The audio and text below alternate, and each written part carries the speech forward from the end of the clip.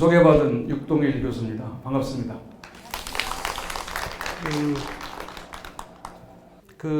제가 2006년에 대전에서 대전 발전연구원이라는 게, 인천에도 인천발전연구원이라는 게 있을 겁니다. 자치단체에서 운영하는 대전발전연구원장을 할 당시에, 그러니까 10년이 조금 넘었는데, 그때 제가 배우고 싶고 담고 싶은 도시가 인천광역시였습니다. 그때 당시에 이제 인천광역시가 굉장히 많은 계획들, 발전 계획들을 가지고 있었고, 또 미래가 굉장히 좋아 보이는 그런 도시로 비춰져서 제가 대전이 조금 배우고 싶은 도시로 인천을 몇 번 왔었어요. 다만 이제 이 재정적인 문제가 조금 고민을 하는 그런 상황이었는데, 그 후에 10년 동안에 당시에는 대전보다는 인구도 조금, 대전이 1989년에 100만을 넘어섰고 지금은 150만 도시인데, 인천은 1979년, 우리보다 10년 앞서서 100만을 넘었고, 지난 5월인가요? 300만을 넘었잖아요. 근데 10년 전에는 조금 우리보다 앞서 있었지만은 곧 따라잡을 것 같은 생각이 들었는데, 지금은 우리 대전이 인천의 절반밖에 안 됩니다. 인구도 절반이고, 또 그 지역 총 생산도 3분의 1밖에 안 돼요. 그래서 인천은 굉장히 발전을 하고 있습니다. 그리고 앞으로 뭐 송도라든지 이런 지구에서 더 발전 요인을 더 많이 가지고 있죠. 우리 대한민국이 지난 8월 말에 65세 인구가 전체 인구의 14%를 넘어섰어요. 이거는 굉장히 큰 의미를 갖고 있는데, 65세 인구가 7%가 되면 고령화 사회, 그죠? 14%가 되면 고령 사회, 20%가 되면 초고령 사회인데, 우리가 내년쯤에서 14%를 넘었을 걸로 예견을 했는데, 벌써 이미 올해 8월 달에 14%를 넘어서서 65세 노인 인구가 우리나라 전체에 725만 명입니다. 700만 명을 넘어섰어요. 다행히 우리 인천시는 11.3%로 아직은 14%까지는 안 갔습니다. 예컨대 전남도는 지금 21.4%.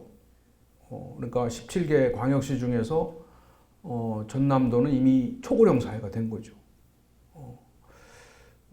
다행히 우리 인천이나 대전은 11%대에 있기 때문에 아직 고령화 사회는 진입이 안 됐지만은, 이런 추세로 가면 몇 년 차이로 고령화 사회로 간다. 그리고 또 작년에 출생아 수가 40만 명으로 떨어졌고, 올해는 뭐 그 이하 36만 7만 명의 아이밖에 안 난다는 거 아닙니까? 또 요즘에 또 중요하게 생각하는 통계가 65세 인구하고 20세에서 39세의 가임 여성 인구 비율을 따져서, 그게 노인이 더 많은 1보다 높으면은 이제 여성 인구가, 여성 가임 여성이 노인보다 1이 안 되면 이제 굉장히 위험한 지방 소멸 위험지구가 되고, 0.5가 안 되면 지방 소멸 위험 지역이 되는 그런 기준이 있습니다. 그래서 지금 0.5가 안 되는 지역이 전국 226개 기초자치단체 가운데 85개가 지금 0.5가 안 돼요. 그러니까 곧 멀지 않아서 지역이 소멸될 수도 있다.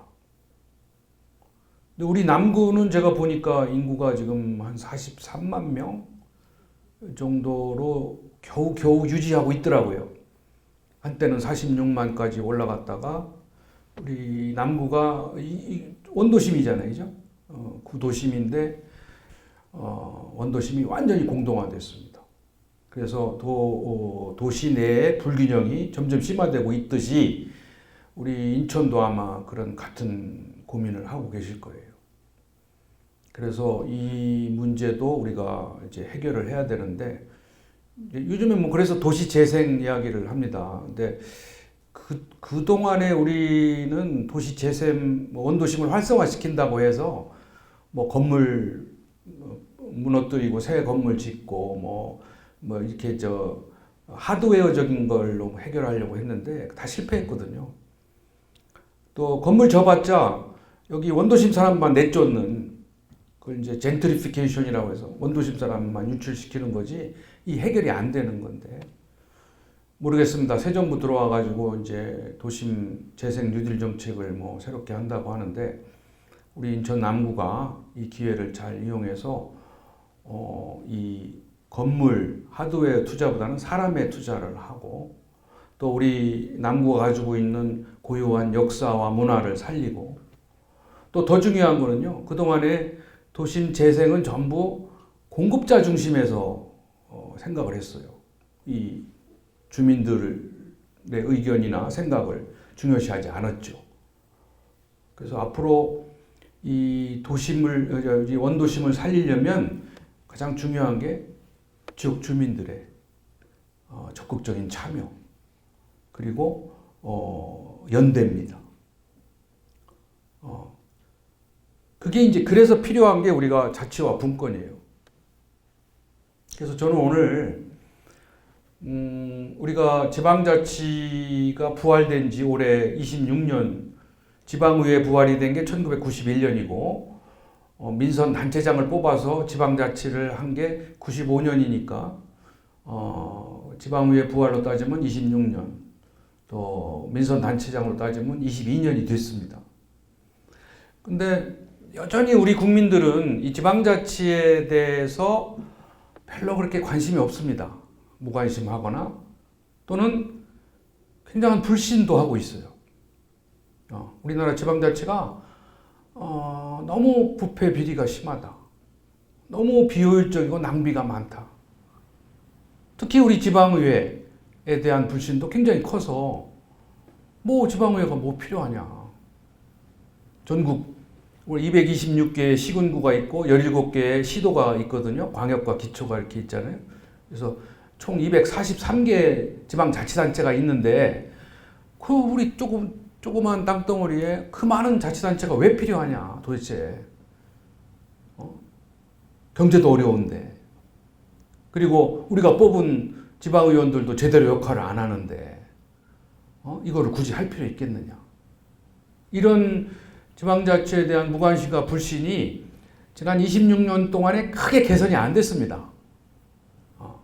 제가 이렇게 주기적으로 의식조사를 해보면 크게 나아지지 않았어요. 오히려 지방의회 문을 닫아라. 지방의회는 안 했으면 좋겠다.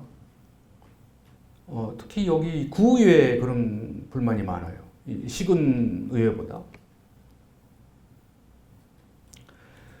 그래서 저는 오늘 지난 26년 동안에 그러면 우리나라의 지방자치가 그렇게 문제점만 가져왔는가, 우리 삶에 좋은 변화는 가져오지 못했는가, 이런 거를 한번 좀 말씀을 드리고, 그리고 이제 내년에 개헌을 한다는 거 아닙니까? 그죠? 개헌. 그래서 개헌을 하는데 그 중에 이제 중요한 내용이 지방 분권을 많이 좀 담아서 개헌을 하자. 그러니까 지방 분권형 개헌을 좀 했으면 좋겠다는 얘기들을 합니다. 이제 그러려면은 우리 국민들이 국민 투표를 해야 되잖아요. 국회에서도 통과돼야 되고, 또 우리 국민들이 개헌안을 투표를 해서 찬성을 해야 통과가 되잖아요. 그런데 지방자치 분권에 대해서 긍정적이고 우호적이고 적극적인 생각을 가져야 좋은 내용이 담길 테고, 담긴 내용에 대해서 찬성을 하실 텐데, 저는 그 점에 대해서 조금 걱정이 됩니다. 국민들이 지방자치를 보는 시각이 아직도 부정적이다. 또 개헌에 대해서 제대로 관심과 이 필요성을 느끼고 있는가 이런 부분도 조금 우려스러운 점이 있어요. 우리나라의 헌법이 130조나 있습니다. 헌법이. 그런데 130조나 있으면서도 이제 이 헌법을 고치고 싶어 하고 또 헌법이 제대로 안 만들어져서 여러 가지 문제가 많이 그동안 있었다는 얘기 아닙니까? 인권도 많이 훼손이 되고 또 권력이 집중이 되고 이런 문제를 이제 이번에 고쳐야겠다는 건데 저기 아프리카의 오래전에 어떤 나라는 헌법에 조항이 딱 두 조, 우리는 130조인데 거기는 1조, 2조만 가지고 나라를 아주 안정되게 운영을 했다고 합니다. 그래서 그 내용을 보니까 헌법 1조, 대통령의 말은 항상 옳다. 헌법 2조, 대통령의 말이 옳은지 틀린지 모르면 헌법 1조를 준용한다. 이렇게 돼 있답니다. 그러니까 독재 헌법이죠. 독재. 대통령의 말은 항상 옳다. 그거는 이제 독재 국가의 헌법인데 우리나라 헌법도 거기 대통령이 아니라 그냥 국민의 말은 항상 옳다. 1조, 2조. 국민의 말이 틀렸는지 맞았는지 헷갈리면 헌법 1조를 준용한다. 이렇게 바꾸면 민주주의 헌법이 되겠죠. 아마 이제 그런 헌법은 옛날 다 이제 독재 헌법은 다 없어졌고요. 비슷하게 지금 헌법을 운영하는 나라는 뭐 북한이죠. 북한은 김정일의 말은 항상 옳은 겁니다. 최고 지존으로 모든 걸 다 바쳐서 김정일만 살아 있으면 돼요. 여전히 그 나라는 그렇게 되어 있는데 이제 우리나라는 이제 이 헌법을 보다 민주적으로, 보다 분권적으로 바꿔야 되기 때문에 여러 고민을 좀 해야 됩니다. 우리나라 지방자치 26년에 도대체 우리에게 가져온 긍정적인 변화, 이거를 한번 좀 제가 여러분들 앞에 설명을 드리고자 합니다. 우리가 지방자치를 부활시킴으로써 나타난 우리가 체감하지 못하는 아주 중요한 두 가지의 변화가 있어요. 첫째가 우리 지역의 주민이 주인이 되기 시작했다는 겁니다. 지방자치 이전에는 지역의 주민이 아니었어요. 관이 모든 걸 주도했지. 우리 주인이면은 결정권이 있어야 되거든요. 주권이 있어야 된단 말이에요. 결정권이. 근데 지방자치 이전에는 우리 주민들은 우리 삶에 대한 결정권을 우리가 갖고 있지 않았어요. 딴 데서 결정한 거를 우리가 그대로 따르기만 하면 된다고 하죠. 그러니까 그거를 우리가 서브젝트, 우리는 관민의 관계가 주종 관계죠. 관이 주고 우리 민은 종의 관계입니다. 우리는 통치를 받는 피치자, 통치의 대상자일 뿐입니다. 그러던 것이 지방자치가 실시됨으로써 비로소 뭐가 됐죠? 유권자가 됐어요. 우리 손으로 우리 대표를 우리가 뽑은 거예요. 단체장을 뽑고 또 그걸 견제할 지방의원들을 우리 손으로 뽑은 거예요. 유권자로서의 지위가 생긴 거죠. 그전에는 우리 손으로 안 뽑았잖아요. 지방자치는 없었으니까. 단체장은 다 임명을 했고 그거를 견제하는 지방의회도 없었단 말이에요.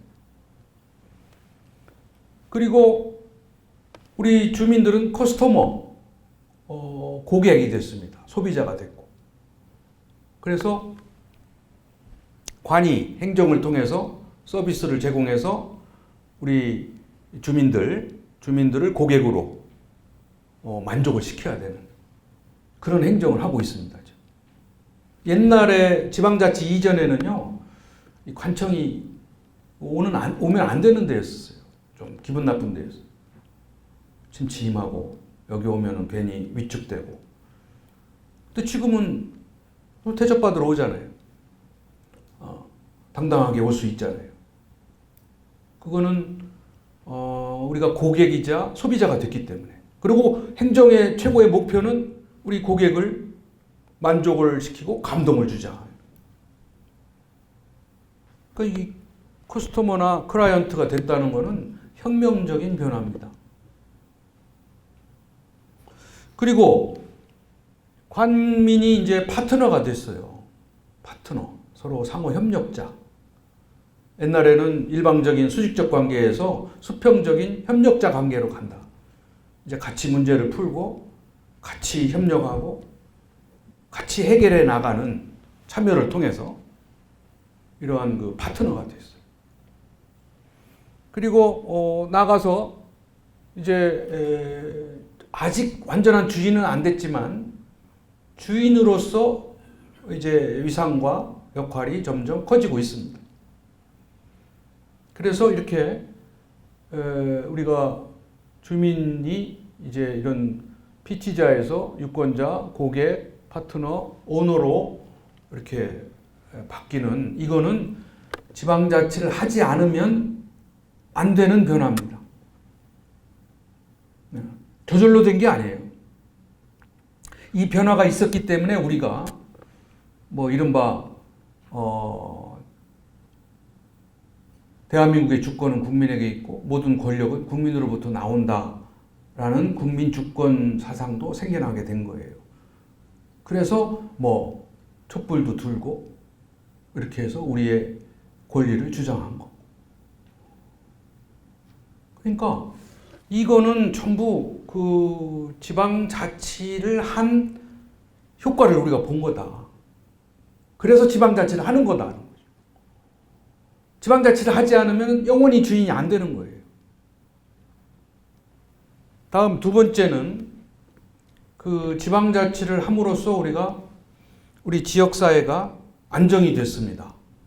지난 26년 동안 우리 대한민국에는 엄청난 일들이 일어났어요. 지금도 일어나고 있어요. 안보위기, 북핵위기, 끊임없는 전쟁 공포, 뭐 끊임없이 일을 저지르고 있습니다. 천안함, 피포, 연평도 포격, 목함 지대 폭발, 지금은 수소탄 실험 이런 그 위기, 이런 안보 위기가 지속되고 있습니다.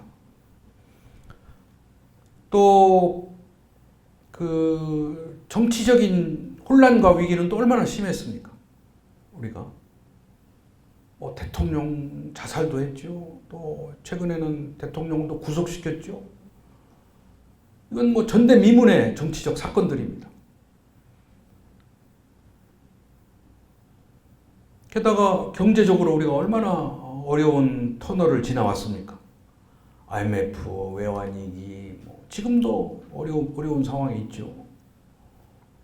그 와중에 사회적으로는 분열과 지역감정, 이념 갈등, 혼란, 온갖 갈등이 다 만연해 있습니다. 우리나라에. 그럼 그런 혼란과 갈등, 중앙정국의 그런 혼란과 갈등 속에서도 우리가 민주주의를 향해서 이 체제와 대한민국이 망가지지 않고 민주화를 위해서 더 나은 사회를 위해서 갈 수 있었던 토대는 지방자치를 했기 때문에 가능한 일입니다. 지방자치를 안 했으면 이 중앙정국의 혼란과 위기가 다 지방까지 다 골고루 다 전파돼서 우리 사회가 와야 됐을 거예요. 그럼 할 수 있는 것은 두 가지입니다. 첫째는 무정부 상태가 되든지 아니면 옛날같이 군부 구태타가 일어나든지. 둘 중에 하나밖에 없어요. 또 그거는 우리나라만 아니라 외국도 지방자치를 하지 않고 중앙집권, 독재를 한 나라들, 그러나 경제는 뭐 성장시킨 나라들이 있었잖아요. 뭐 리비아, 뭐 튀니지, 이집트, 뭐 이런 나라들이 중동에 있었어요. 거기는 독재자가 철권 통치를 했죠. 가다피, 뭐 무바라크 이런 사람들이. 거기는 또 다행히 석유가 나고 하니까 경제가 나름 성장을 해왔어요. 그리고 20년, 30년 장기 집권을 해서 뭐 무너지지 않는 체제인 줄 알았죠. 그런데 민주주의 혁명이 일어나면서 2000년대 그 자스민 혁명이라고 해서 중동 북아프리카에 민주주의 혁명이 일어나면서 무너지지 않을 것 같은 그 나라들이 다 망가졌습니다. 지금은 뭐 경제도 망가지고 정치도 망가지고 뭐 혼란, 이제 우리가 관광도 못 가요. 이집트나 뭐 튀니지나 이런 데. 사회가 혼란스러워가지고. 그런 나라들이 왜 망했을까요? 이게 지방자치를 하지 않아서 그래요. 지방자치를 하지 않아. 독재 정권, 강력한 철권 통치는 한 번 부러지면 끝나는 거예요.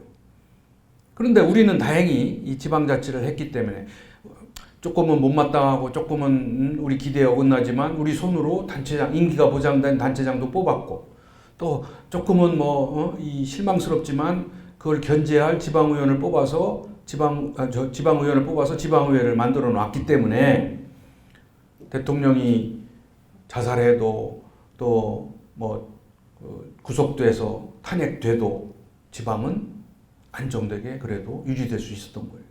만일 대통령이 탄핵된 대통령이 임명한 단체장이라면 같이 탄핵되는 겁니다. 그러니까 저는 정말 지방자치를 부활하길 잘했다. 안 됐으면 우리도 리비아나 튀니지나 이집트 같은 대혼란에 빠졌을 거다.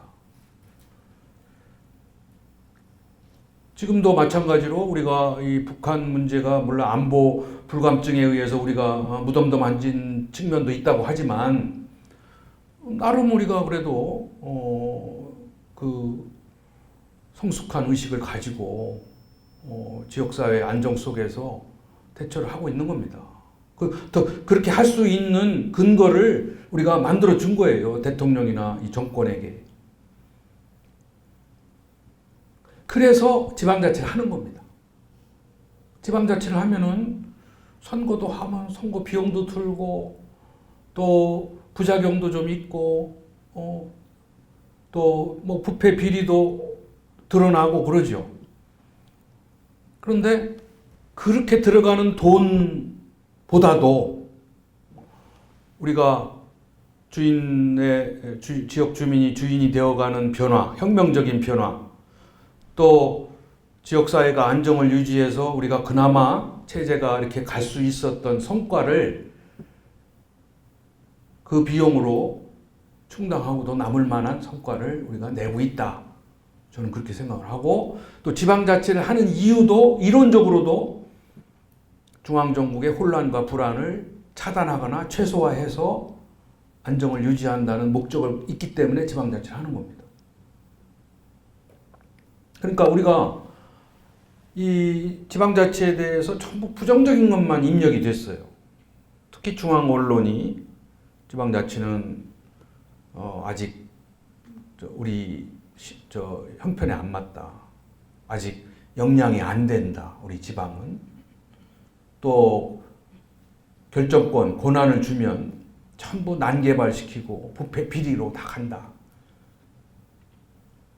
그런데 사실 중앙정부에서 저질러지는 부패와 비리는 상상을 초월합니다. 우리 지방하고는 비교도 안 돼요. 지방자치를 하니까 우리는 몇 천만 원 매도 뭐 잘못된 거 다 드러나요. 중앙정부는 몇 조, 몇십 조, 뭐 자원비리, 뭐 4대강, 뭐 이거는 드러나지도 않고 뭐 얼마나 썼는지도 몰라요. 우리가 뭐 상상도 안 돼요. 그러니까 우리 지방자치로 인해서 나타난 부패와 비리도 있는 건 사실입니다만 그 전에 지방자치를 하지 않을 때는 그 부패와 비리가 안 드러나죠. 그러나 지금은 드러나니까 많이 보이는 것도 있고 또 중앙과 비교할 때는 이거는 비교도 안 된다는 거죠. 그래서 지방자치를 그 부패와 비리, 낭비와 비효율이라는 문제도 물론 해결해 나가야지만 그걸 가지고 폄하해서 지방자치는 아직 너무 빠르다. 너무 앞서간다. 이렇게 매도해서는 안 된다. 그리고 이미 우리보다 앞서서 지방자치를 정착시켜가고 있는 나라들도 더 지금 지방자치를 확대 강화해 가고 있고 또 이 자치권을 국민의 기본권으로 인정을 해 가고 있습니다. 내 삶, 우리 지역, 우리의 삶에 관련된 것들은 우리가 결정을 한다. 그리고 우리가 책임진다.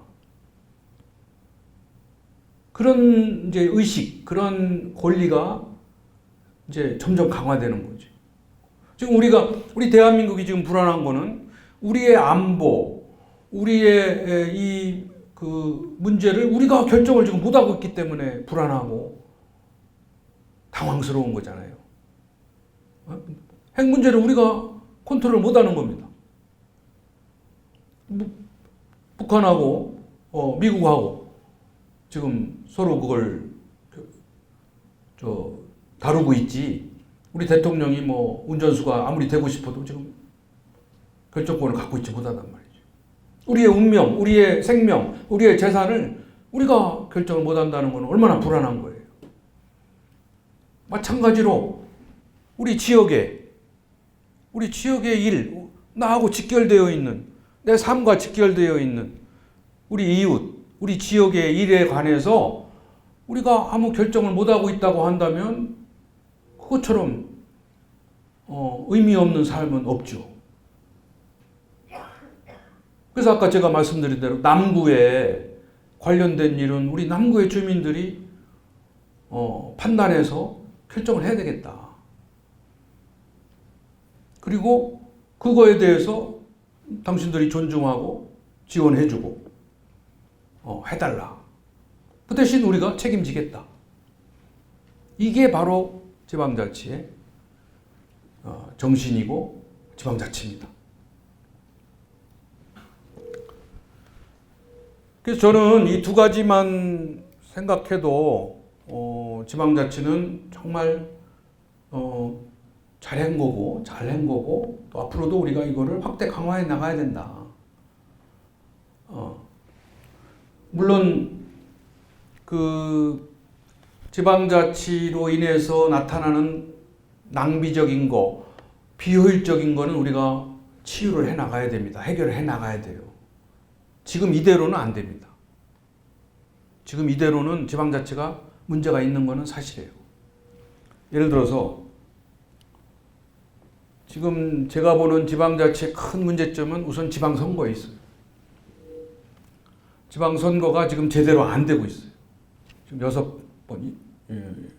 6번을 했죠. 7번을 했죠. 91, 95, 98, 2002, 2006, 2010, 2014 7번의 지방선거를 했는데 이 중앙선거에 대리전을 하고 있는 거예요. 내년에도 우리가 선거를 해야 되는데 지금 이대로 가면 또 뭐 정권의 중간평가, 뭐 야당평가, 정당의 대리전으로 하는 거예요. 그럴 수밖에 없는 이유가 정당 공천권을 다 국회의원들이 쥐고 있어요. 정당 공천권을. 국회의원들의 특권입니다. 거기에 다 목을 메고 있는 거예요. 지방의원이나 단체장이나. 그 공천권을 따내기 위해서 국회의원의 수발을 다 들어야 돼요. 국회의원 선거 때는 뭐 춤도 춰야 되고 뭐 갖은 노력을 다 해야 됩니다. 또 우리 여성들도 비례대표 하나 받으려면 온갖 굳은 일을 다 해야 돼요. 그 사람이 똑똑하고 그 사람이 전문가고 이래서 공천 안 줘요. 그 공천권을 가지고 정당이 지방자치를 컨트롤하고 있는 거죠. 그리고 그 공천에서 비롯된 부패와 비리가 여전히 근절되지 않았습니다.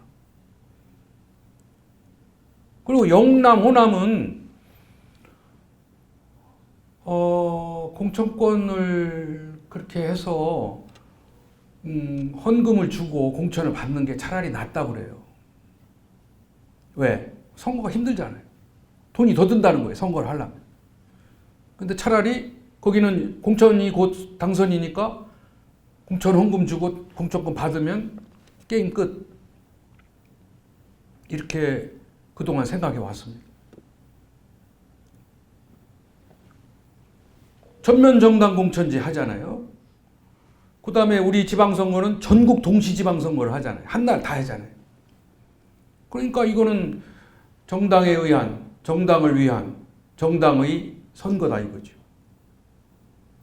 그런데 정당이 제대로 돼 있으면 문제가 없죠. 정당이라고는 선거를 위해서 있는 건데 정당 보고 선거하지 말으라고 그러면 말이 안 되죠. 그러나 우리나라의 정당은 이게 정상이 아니다 이거죠.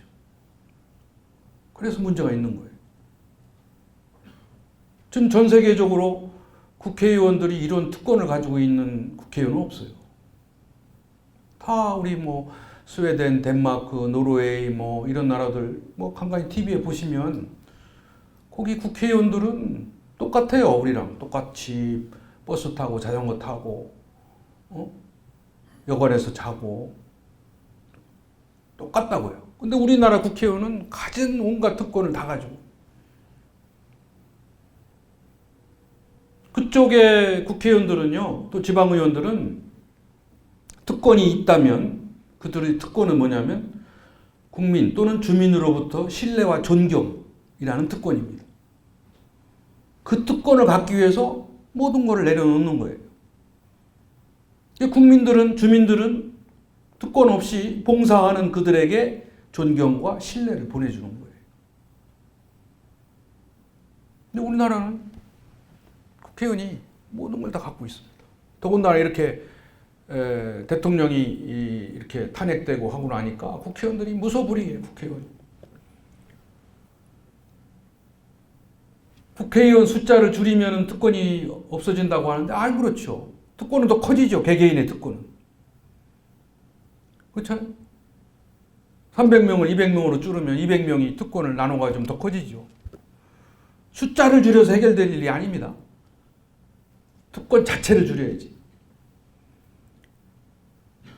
게다가 지금 저는 걱정은 뭐냐면 내년에 상원까지 양원제로 만든다는 거거든요. 뭐 취지는 좋아요. 상원을 만들어서 지역 대표를 다 뽑는다. 미국처럼 하원, 상원을 두고 일본 민의원, 참의원을 두고 하듯이. 그런데 지금 가뜩이나 특권도 많은데 또 특권을 없애지 않고 줄이지 않고 상원을 만들어 놓으면 또 문제가 생길 테죠.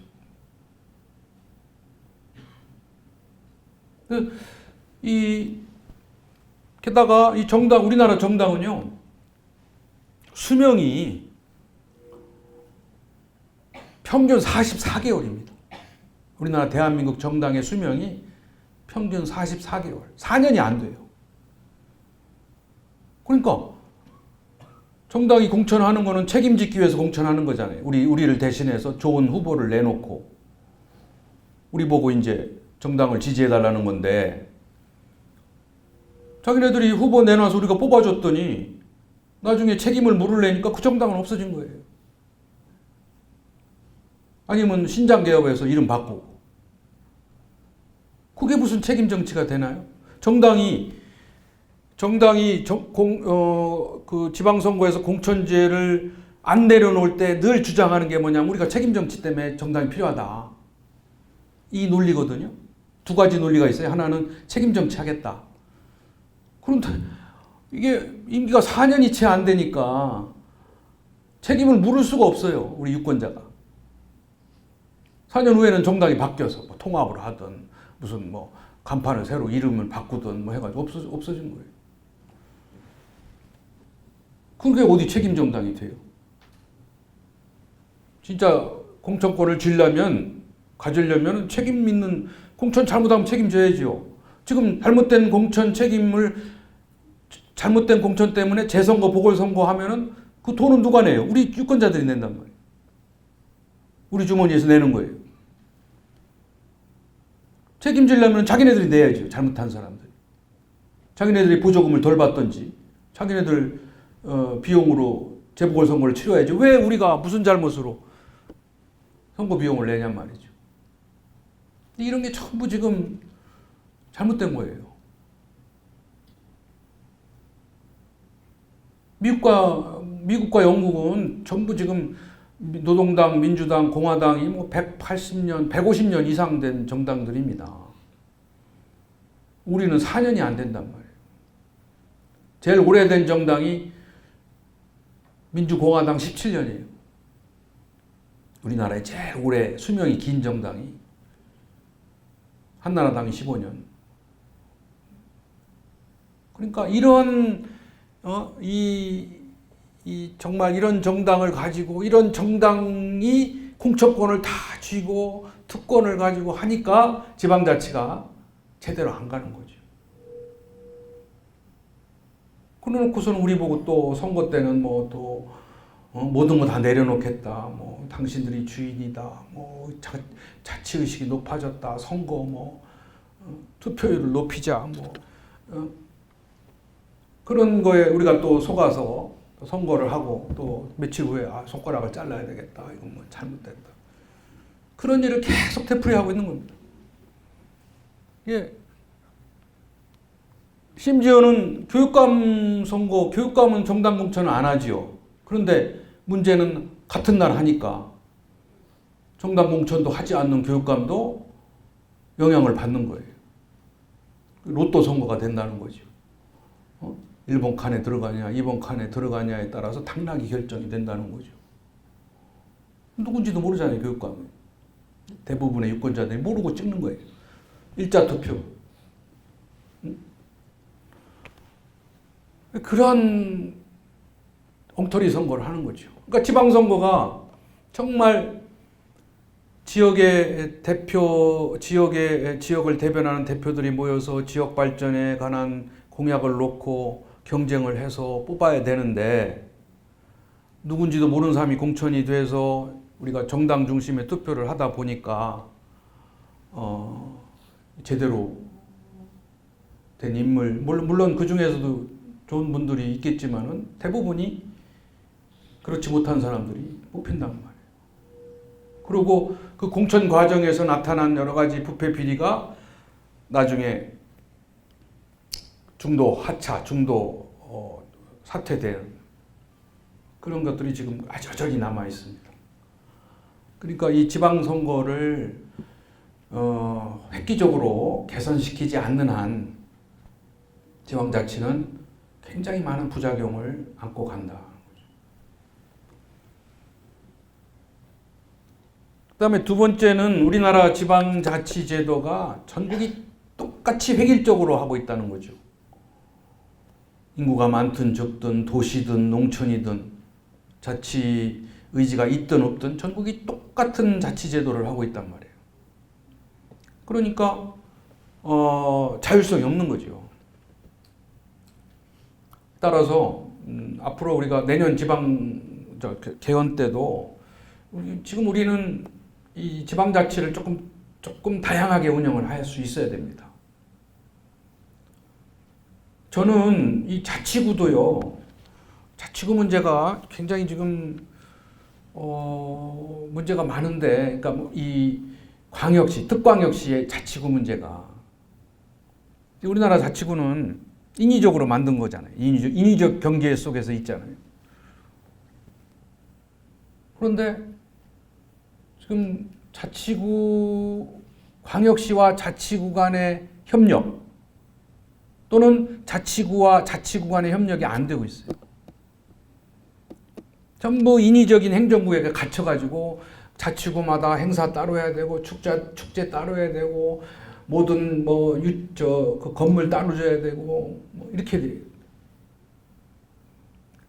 이거는 굉장한 낭비죠. 그러니까 저는 이거를 자율성을 줘야 된다. 그러니까 어떤 광역시는 자치구를 더 활성화시킬 수도 있고, 어떤 광역시는 자치구를 준자치화할 수도 있고, 어떤 광역시는 일반 구로 돌릴 수도 있고, 이렇게 우리가 예를 들어서 일본도 동경은 자치구제를 굉장히 왕성하게 합니다. 자율성을 주고. 그러나 오사카는 자치구가 아니에요. 거기도 우리 인천시하고 비슷한 350만 정도 인구인데 자치구는 거기는 일반구입니다. 그러니까 이 판단을 지역에 맡기자 이거예요. 자치구를 우리가 꼭 다 해야 할 이유는 없거든요. 또 지금은 우리가 도시 전체에 광역행정이 필요하고 도시 전체의 경쟁력이 필요하다. 그러면은 잠깐 유보할 수도 있는 거죠. 저는 우리 대전시 같은 경우는 지금 심각한 도시 전체의 침체를 겪고 있기 때문에 자치구마다 너무 이게 자율성을 강조하다 보면은 자꾸 시와 구 간에 갈등이 생겨요. 더군다나 이게 당이 틀리면은 지하철 노선을 우리 이리 가야 된다 저리 가야 된다 맨날 갖고 싸웁니다. 우리 구에도 우리 지하철역을 만들어 달라. 또 최근에는 트램도 우리가 또 트램까지 만든다고 하는데 트램도 우리 지역을 지나가게 해달라. 이런 식으로 매일 싸우는 거예요. 광역 행정에 큰 부담이 되고 있습니다. 저는 많은 분들이 또 비판을 하는데 무조건 이건 지방자치 민주주의 후퇴다 이렇게 비판하는 분도 계신데 저는 생각이 조금 다릅니다. 자율성을 줘야 돼요. 전국의 획일적인 거를 좀 풀어줘야 돼요. 우리가 자치구가 예를 들어서 필요하다 그러면 전국이 똑같이 하고 또 문제가 많다 그러면 싹 없애고 이래서는 안 된다는 얘기죠. 자율성을 줘야 된다. 그 다음에 아까 그래서 이제 여기 문제가 자치단체 간에 협력을 해야 된다. 협력을 우리가 못 하잖아요. 아까 말씀드린. 지방자치는 이 자치단체마다 독립된 왕국이 아닙니다. 지방자치가 협력하지 않으면 굉장한 낭비를 가져와요.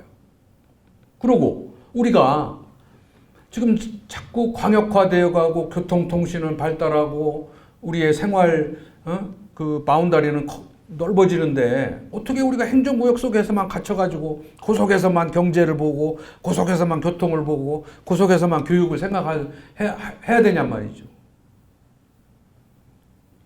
좀 우리가 넓게 봐야 되잖아요. 우리 남구도 이 공동화 문제를 해결하려면은 조금 행정구역을 넘어서서 큰 바운다리로 경제를 생각하고 큰 바운다리에서 교통을 봐야 되고 교육, 환경 문제를 봐야 된다는 거죠. 꼭 통합하라는 얘기가 아니라 외국도 그런 점에서 이 행정구역은 이때 다양한 형태의 자치를 운영하거든요. 예를 들어서 교통구, 교육구 따로 만들어가지고 협력을 한단 말이에요. 근데 우리나라 지금 우리 지방자치의 큰 문제점 중에 첫 번째 아까 말씀드린 획일성, 둘째 행정구역에 갇혀 있다는 거죠. 우리는 행정 단위가 자치 단위고 자치 단위가 경제 단위고 경제 단위가 교육 단위고 교통 단위고 선거 단위예요. 그게 똑같아요. 그게 똑같아요. 근데 그게 그렇게 똑같이 이루어질 수는 없는 거다 이거죠. 그렇잖아요? 우리 남구의 경제가 남구 행정구역 속에서만 이루어지는 겁니까? 아니란 말이죠. 그래서 우리가 빨리 행정구역을 벗어나야 된다. 유럽은 국경을 초월해서도 자치단체 간에 협력을 하는데 우리는 자치단체 간에 국경보다 더 높은 벽을 쌓고 소통과 협력을 안 한다 이거죠. 그럴 수밖에 없는 게 저쪽은 우리 표가 아니다. 우리 지방자치 이 발상 자체가 그렇게 돼 있죠. 그렇게 만들어져 있죠. 그래서 이 협력하지 못하는 이 문제를 해결하지 못하면 자꾸 주민들이 불만이 생기는 거죠. 낭비와 비효율이 심하니까. 그래서 그런 오해 내지는 그러한 부작용에서 빨리 우리가 벗어나야 된다. 그리고 요 세 번째 자치의식이 미흡하다는 거 조금 우리 스스로를 생각해 봐야 되는 게 뭐냐면요. 우리가 지방자치를 한 20여 년 하니까 우리 자치의식이 우리가 높아졌다고 착각을 한다는 거죠. 저절로 높아진 걸로. 그런데 높아진 것도 있지만 여전히 높아지지 않은 것들이 더 많습니다. 예를 들면 권리의식은 높아졌어요. 우리 지역의 이익을 지키고 보호한다. 그 권리의식도 대단히 중요한 자치의식입니다. 그전에 우리가 그런 권리를 주장도 못했고 느끼지도 못했죠. 그냥 뭐 시키는 대로 살았습니다. 통제하는 대로 통제받고 살았죠. 지방자치를 하지 않을 때는. 그런데 지방자치를 하니까 이건 우리 거고 이건 우리 뺏기면 안 되고 이건 우리가 가져와야 되고 이런 권리의식이 생겼어요. 근데 권리의식만 100% 자치의식은 아니에요. 지방자치를 잘 하려면 내 권리를 지키듯이 남의 권리도 보호하고 지키는 또 서로 타협하는 책임의식. 내 거를 보호하려면 내가 거기에 책임을 져야 되는. 플러스 지방자치에 우리가 다 관심과 참여와 공동체 의식을 가져야 돼요. 이거는 우리가 같이 협력하고 우리가 자원봉사하고 우리가 참여하고 이러한 공동체 의식을 가져야 자치의식이 높아지는 거예요. 근데 우리는 권리의식만 높아지니까 책임의식과 공동체 의식은 전혀 안 높아진 상황에서 권리의식만 높아지니까 이게 지역 집단 이기주의로 가는 겁니다. 근데 그거를 치유하려면 지방자치를 그냥 이대로 한다고 치유가 되고 자치의식이 절로 높아지는 건 아니다. 여기에는 교육과 훈련과 연습이 필요하다는 거죠. 교육이라는 거는 지방자치가 저같이 오늘 이런 게 지방자치고 이 성과가 이렇고 이런 교육도 필요하지만 우리가 지역을 제대로 알고 국가 사회를 알고 또 세계 상황을 알고 또 타협과 협상을 할 줄 알고 회의를 진행하는 방법을 배우고 민주주의를 하는데 필요한 여러 가지 교육들이 있어야 된다는 거예요. 근데 우리는 그런 교육을 안 하잖아요. 그런 건 시험에 안 나요. 어렸을 때부터. 그러니까 우리는 뭐 갈등이 생기면 어떻게 해결할 줄을 몰라요. 어떻게 타협하고 어떻게 협상할 줄을 모른다고요. 우리가 유일하게 알고 있는 것은 다수결의 원리밖에 없어요. 말이 필요 없어요. 우리는 토론도 할 필요가 없어요. 그냥 자 이제 다수결로 결정을 합니다. 손 드세요. 다수결을 결정하면 그게 민주주의의 유일한 최고의 결정 원리와 기준으로 생각을 하는 거예요. 그거 못해가지고 그것 때문에 동물국회도 됐다가 식물국회도 됐다가 이하단 치는 거거든요. 그거 하나 갖고 해결을 하려고 하다 보니까. 왜 그러냐? 우리는 대화할 줄 모르고 토론할 줄 모르고 남의 얘기 들을 줄 모르고 자기 얘기를 저리 이렇게 할 줄 몰라서 그래요. 그 훈련을 안 시키는 겁니다. 우리 학생들, 제가 대학에 있으니까 우리 대학생들 들어오잖아요. 요즘에 갈수록 더 말을 못해요. 자기 의사 얘기를 못해요. 남의 얘기도 들을 줄 모릅니다.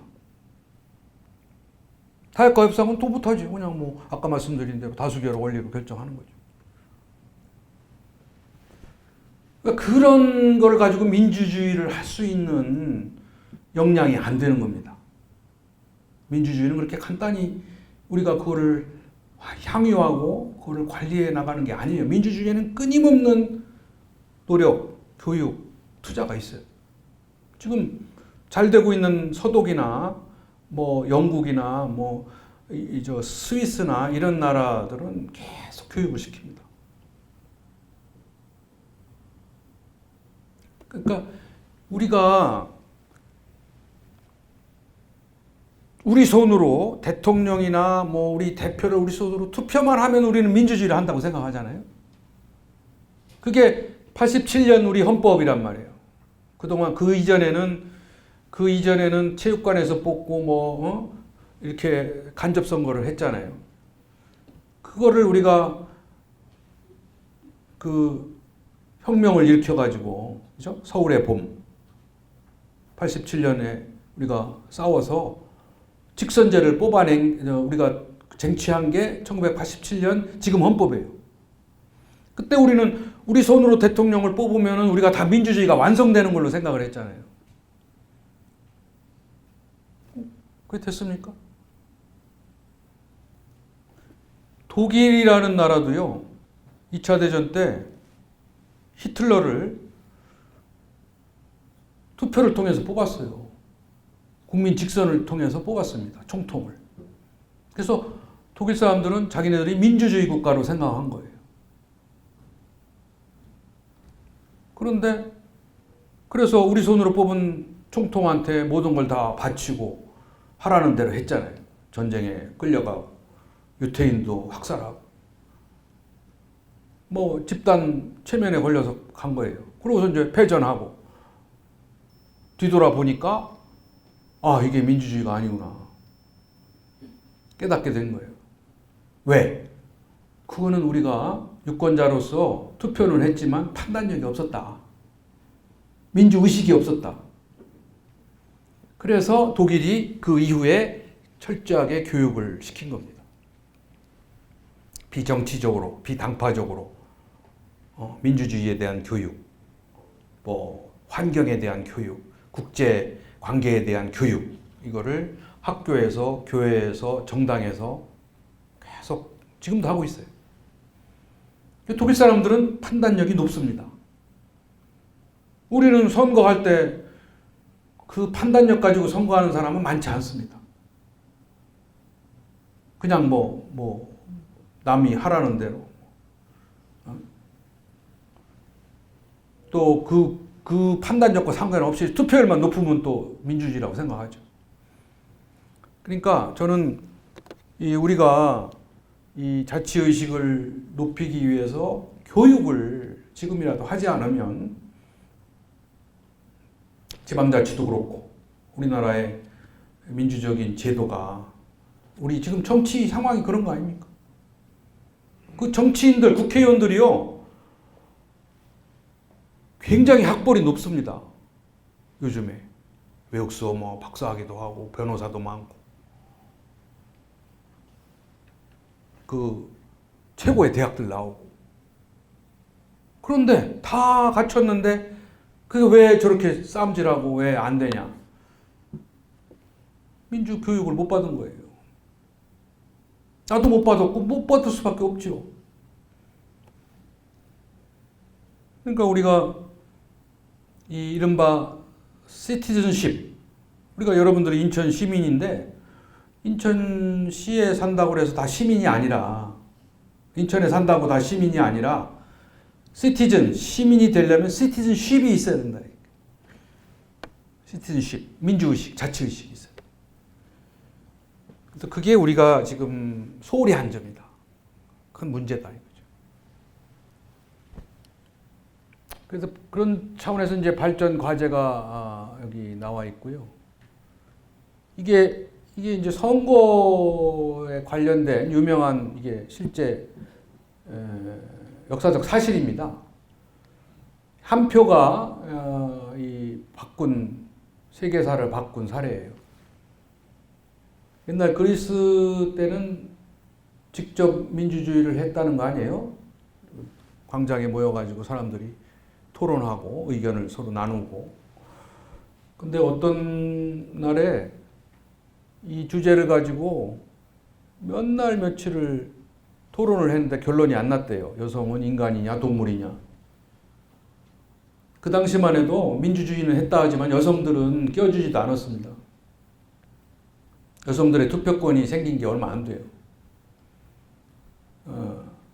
우리나라는 1948년에 생겼지만 1867년인가 돼서야 여성 투표권을 가졌어요. 사우디는 재작년에 여성 투표권을 줬죠. 근데 그것도 여자 둘, 남자 하나에 여자 둘, 그러니까 여성표는 2분의 1입니다. 그런데 한 표 차이로 여성도 인간이다 이렇게 결론이 났다고 합니다. 그러니까 그 한 표 차이에 의해서 만일 여성이 또 동물이다 했으면 아마 더 오랜 기간 수모를 당하고 어려웠겠죠. 이거는 그 미래를 우리가 잘못 예측해가지고 망한 사례입니다. 실패한 사례.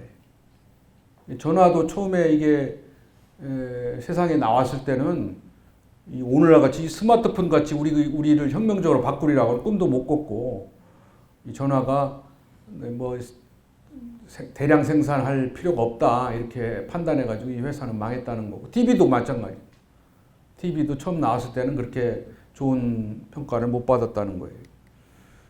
또 비행기도 군사적 가치가 없다 이렇게 사령관이 판단해가지고 1차 대전 때 아주 혹독한 대가를 치렀죠. 퍼스널 컴퓨터도 처음에는 별로 좋은 평가를 못 받았기 때문에 이 회사도 그런 전망을 해서 망했습니다. 이걸로 얘기하고 마치겠습니다.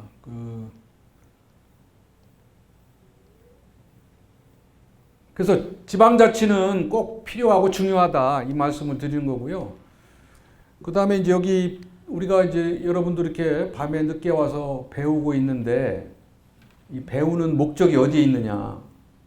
저는 제가 한 30년 교수를 하면서 깨달은 게 뭐냐면은 배우는 거는 그냥 뭐 이렇게 뭐 지식과 정보를 얻는 것도 중요하지만 더 근본적인 목적은 우리 삶에 대한 열정을 갖기 위해서 배우는 거고, 또 교양을 우리 사람도 격이 있거든요. 사람마다 격.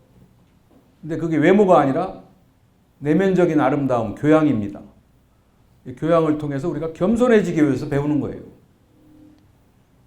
그리고 사랑하기 위해서 배우는 겁니다.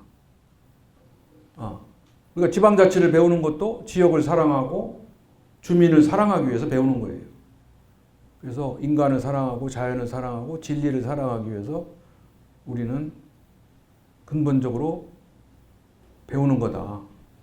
그래서 여러분들도 배움을 통해서 열정을 갖고 겸손해지고 사랑을 느끼는 거죠. 겸손해지는 게 이거죠. 지금 다산 정약용 선생이 자상자 인하지요 자아자 인상지라는 말을 해서 제가 좋아하는 글귀인데, 자기 자신을 자기가 스스로 높이려고 하면 남이 깎아내릴 거고 자기를 낮추면 남이 높여줄 거다 이런 얘기입니다. 겸손을 말하는 거죠. 요즘에 내로남불이라는 말 하잖아요. 명심보감에도 남을 꾸짖으려면 나한테 더 먼저 엄격하게 꾸짖어야 되고, 나를 관대하게 용서하려면 남을 먼저 용서해야 된다 이런 얘기예요. 이게 요즘에 내로남불을 탓하는 그런 말이죠. 그리고 가유삼성이라는 말이 있어요. 집안이 잘 되려면 세 가지 소리가 크게 들려야 된다. 어린아이 우는 소리, 배틀 짜는 소리, 이건 경제가 돌아가는 소리, 그다음에 이제 글을 읽는 소리, 교육입니다. 교육. 우리 지역이 발전하는 근본적인 목적은 인재를 양성하고 인적 자원을 개발하는 데 있어요. 뭐 건물을 잘 짓고 뭐 공장을 들여오고 이건 수단이죠. 우리 남구도 진정한 발전은 사람. 뭐 우리 남구는 착한 사람을 이야기하는데 정말 능력 있는 사람, 우리 인재를 키워서 적재적소에 배치하고 또 여러분과 같이 평생 교육을 할 수 있는 인적 자원을 개발해서 열정과 겸손과 사랑을 가지고 살아갈 수 있게끔 해주는 것이 발전입니다. 그렇게 되기를 좀 진심으로 기원하고요. 오늘 준비는 많이 했는데 제가 시간과 여러 가지 제약이 있어서 여기서 맞춰야 될 것 같습니다. 부족한 강의를 열심히 경청해 주셔서 대단히 감사하고 다음 기회에 또 꼭 뵙기를 바라고 오늘 여기서 인사드리고 물러가겠습니다. 고맙습니다.